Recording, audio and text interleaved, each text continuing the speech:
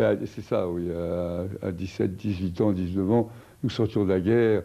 Je voulais que le monde change. On veut toujours que le monde change à cet âge-là, mais là encore plus, puisque on sortait de 4 ans d'horreur. Et alors on avait envie de plein de nouvelles choses, quoi.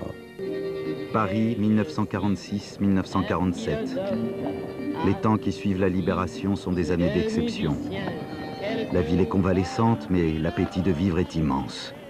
Rue de Seine, rue Jacob, rue Saint-Benoît, autour de Prévert, de Sartre et de Jean Cocteau, un nouvel esprit souffle sur la rive gauche. Tout est à inventer, paroles puis musique. De nouveaux lieux ouvrent leurs portes, dans des cafés, des caves, des arrière-salles de brasserie. Des ateliers et des commerces sont transformés en cabarets.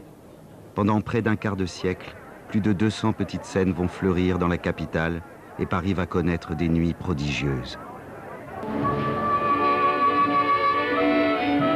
C'était un moment extraordinaire.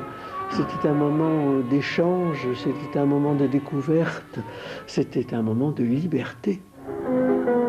Dans la rue Saint-Benoît, plaque tournante de l'existentialisme, il ne faut pas se fier aux enseignes, car si l'existence a ses exigences, et si l'épicière à 5 heures fait l'épicière, à 8 heures, elle fait salon, un salon de 3 mètres sur 4, prévu pour contenir 150 personnes.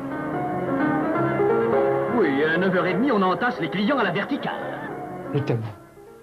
C'est là où ça a commencé, je pense. Et puis tout de suite après, au vieux Colombier. Le tabou était une cave, les Lorientais c'était une cave.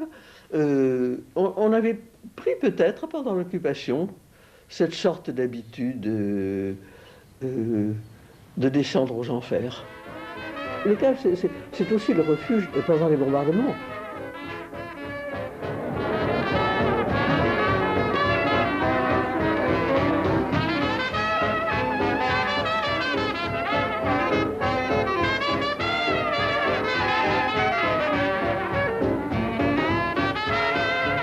Avant l'apparition des cabarets-théâtres, c'est d'abord dans les caves que l'on se retrouve les premières années.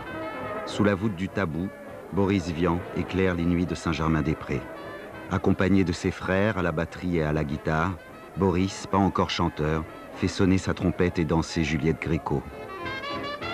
La rive gauche attire alors une jeunesse française avide de culture et de liberté qui fuit les mornes provinces. Nantes, en 1947, la moindre des choses était de se suicider. C'était des villes, la ville de province, à cette époque, c'était des déserts culturels abominables.